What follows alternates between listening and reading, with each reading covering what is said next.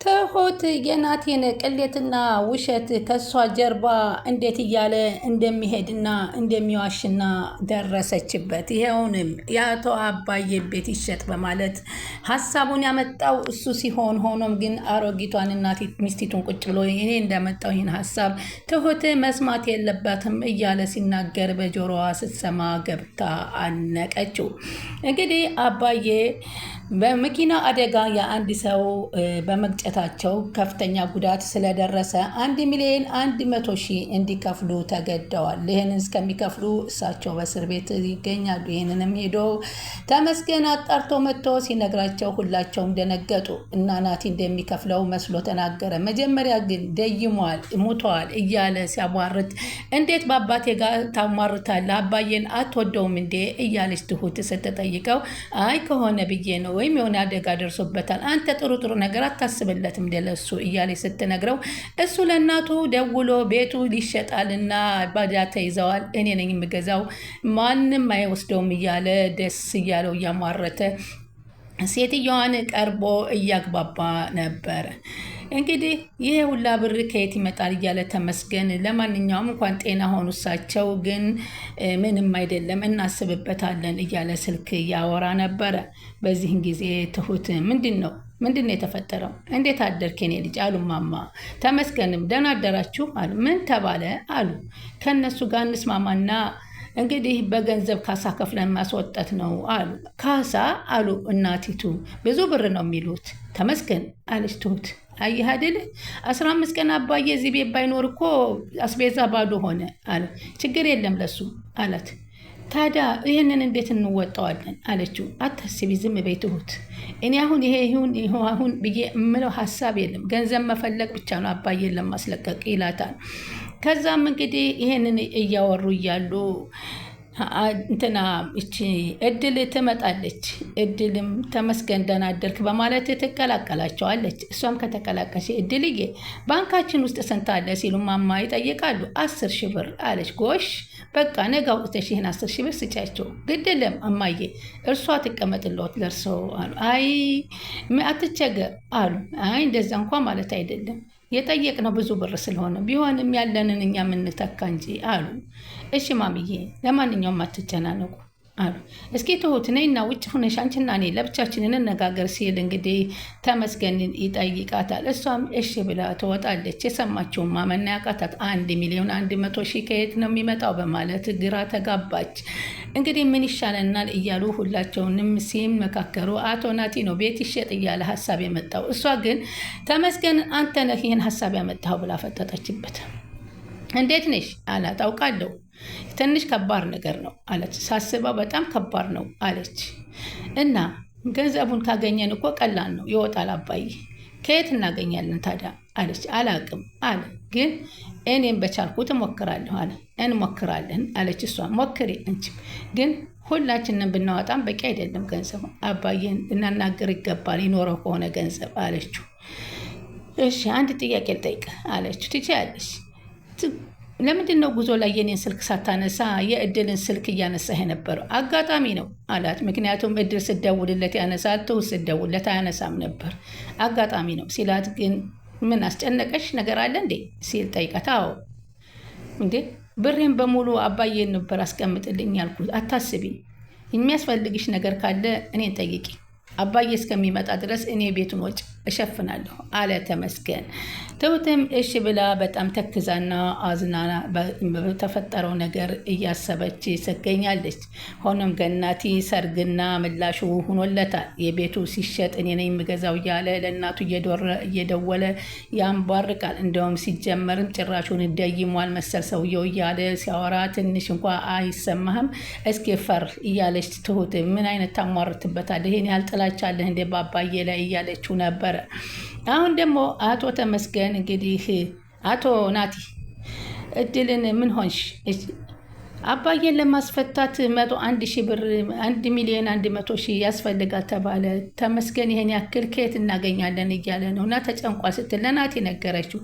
ታዲያ ምን ይሻላል አለ። አላቅም በነገሩ ምንም ችግር የለም ማለት ማለትማ ንብረት አላቸው፣ መቼም ንብረት ከሱ አይበልጥም አለችን አለና ናቲ ተናገራት። ለምን ዝም ትያለሽ? መልሽ እንጂ አላት። እየታዘብሽ ነው እንዴ አላት። አዎ እየታዘብኩ ነው አለች። ቆይ እሺ ሌላ ምን አማራጭ አለ? እሺ በቃ እሷ ናቲ ሊያመጣ መስሏት ነበረ። የምትችለውን ነገር እስከምትል ነገር ዝም ብትል አይሻልም? ዝምታ ይሻለኛል፣ ባትናገር አንተ ደስታዬ ነው አለችው። ሰላም ወደ ቻናሌ ተከታታይ ሰላማችሁ በያላችሁበት ይብዛሌ። ለቻናሌ ሰብስክራይብ፣ ላይክ፣ ሼር የምታደርጉኝ ከልብ ከልብ አመሰግናችኋለሁ። ትሁት ቀጣይ ፓርቲ ዘመተናል። በዚህ ፓርቲ እንግዲህ አባዬ ያላሰቡት አደጋ ቢደርስባቸውም ሆኖም ግን እሳቸው ደህና ሆነው ሌላ ከፊት ለፊት ያለን ሰው በመግጨት ከባድ አደጋ ላይ በማድረሳቸው እስር ቤት ገብተዋል። ሰውየውን እንግዲህ የነፍስ ዋጋ የማሳከሚያ ካሳ ለመክፈል እንግዲህ 1,100,000 ብር ተጠይቀዋል። ይህን ቤተሰቡን አስጨንቋቸዋል። እንግዲህ እድልም እባክህ አንተ እናቴን መጠቀሚያ አታርጋት እያለች አንቺም እናቴ ብትያት አልወለደችሽም፣ ስለዚህ ለእኔም እናቴ እንድኮን ፍቀጅልኝ እያለ ከእድል ጋር ሲማጎታት ቢሆንም እኔ አንተን ሸር አውቀዋለሁኝ። አንቺን የክፉ ሰው አድርገሽ አትሞክሪ። ከፈለግሽ ትሁትን ጠርቼ ከትሁት መካከላችን ላይ እንነጋገርበት። እኔ ተመስገን ሳያገኝ እኔ ቀድሜ አግኝቼ አባዬን ለማስደሰስ ያደረግኩት ነገር ነው ብሎ ይቀይረዋል። እኔ አይመስለኝም አለችው እድል። አሁን እንግዲህ ምን ይሻለናል እያሉ እሱን ናቲን ያማክሩታል። እንግዲህ ብሩ ይገኛል አሉ። አይጠፋም ይገኛል አለ። እሺ እድል አንድ ጊዜ ተወጭልን፣ ሁለታችን ብቻ እናውራ ሲል እድል እንዳሰማው ስለፈለገ እድል እንድትወጣ ይጋብዛታል። እማዬ ብቻሽን ላወራ ፈልጌ ነበር። እሺ እንገርሽ እንዴ ከእድል የተደበቀ ነገር ብቻሽን የምነግርሽ ነገር አለኝ አላት። እሺ ምንድን ነው አለች።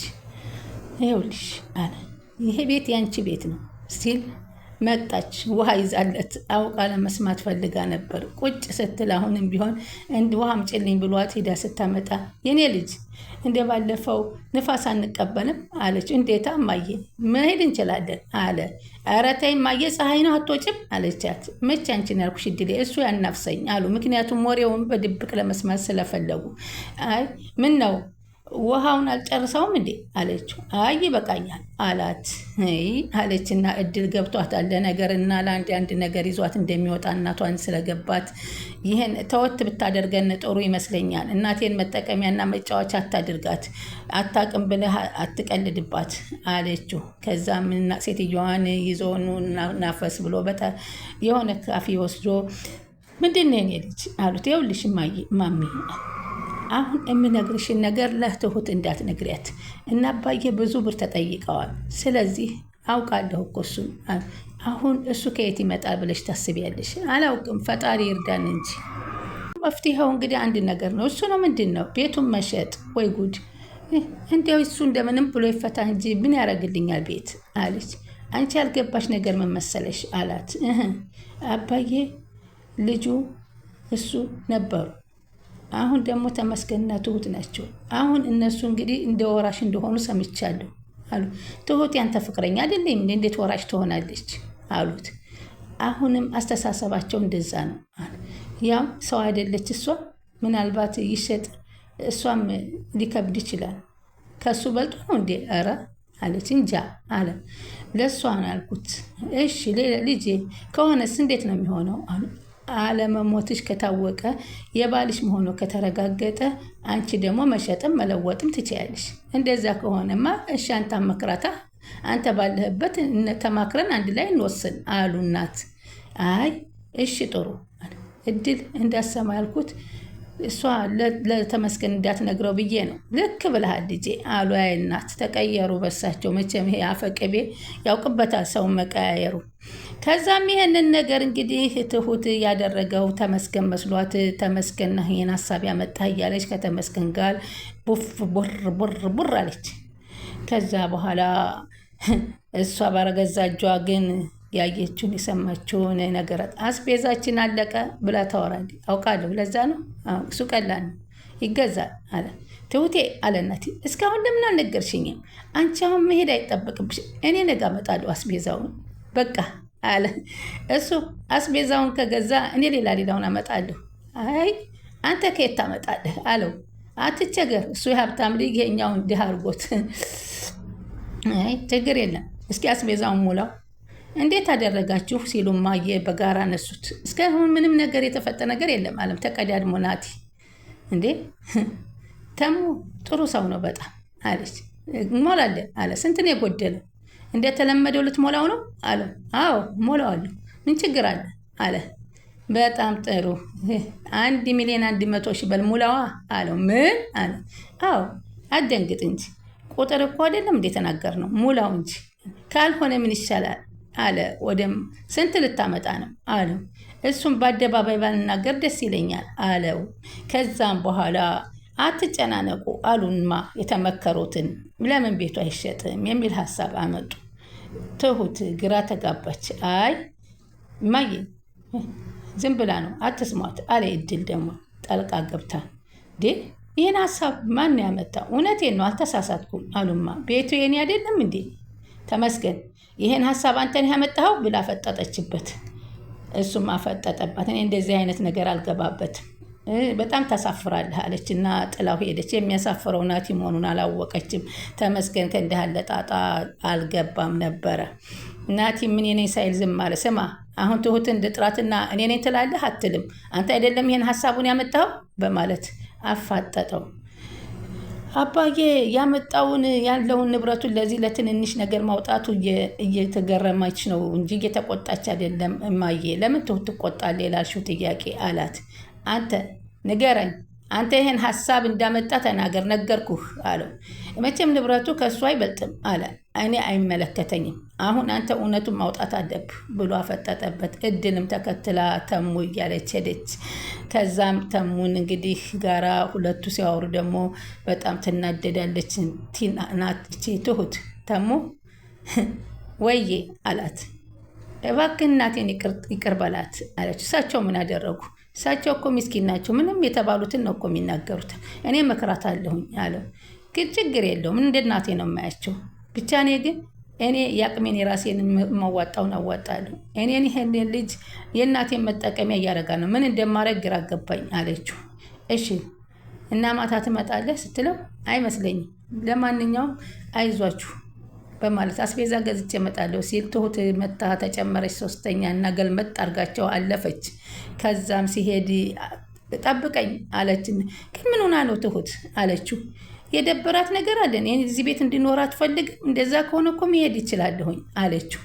አይ አይደለም ትሁት በጣም ጥሩ ልጅ ናት፣ ስላልተረደሻት ነው። የሚያስቸግርሽ ነገር ካለ ቀርበሽ በትክክል ፊት ለፊቱ ጠይቂያት አለ ተመስገን። እሺ አለችውና ደህናዋል ብላው ተነስተዋት ተሰናበተዋለች። ከዛም በኋላ ትሁት መንገድ ላይ ትጠብቀዋለች። አሁንም እድልን መጠቀሚያ ላረጋት ትሁት ትወድሻለች አትወድሽም የሚለውን ነገር አጣሪ አላት። ለምን እንግዲህ ምን የሆነ ሴራ እንዳሰበ ያስታውቃል።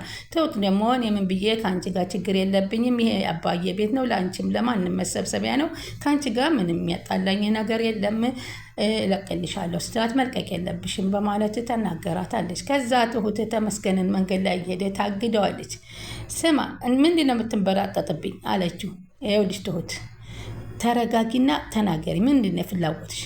እኔ የከለከልኩትን ነገር ለምንድን ነው እንደዚህ የምታደርገው? አባዬን ትጠላዋለህ እንዴ አለችው። አንቺ ሆንሽብኝ እንጂ ሴት አንቺ ሆንሽብኝ እንጂ አንጥሬ ነበር መለቅሽ አላት።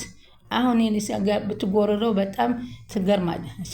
አንቺ ላይ አልጎርርም፣ ግን በሰዎች ፊት አንድ ነገር እንዳትናገሪኝ ነገርኩሽ። እያስፈራራኸኝ ነው። እሷም ተሙስ ምትል ስላላወቀች ነው አለችው። እሷ ታያት አላት። አሁን ታያኛለህ በቅርብ እኔ ሳገባ አለችው። አባዬ በሌለበት ይደምቃል አላት። ቢያንስ እንዲያገባ ፍቃድ ይሆናል። ይቅናሽ፣ ግን እሱ ከጣለሽ እኔ ያነሳሻለሁ፣ እኒህ እንዳሰጊ አላት። እሱ እንዳንተ መሰለ እንዴ አለችው። እናያለን በማለት ሲለያዩ ተመልሳ ቤት ስትገባ እሱ ትሁት እንዳሰማ ቤቱን እኔ ይሸጥ እንዳልኩኝ እያለ ሲመክር ደረሰችበት። በዚህም አንገቱን አነቀችው።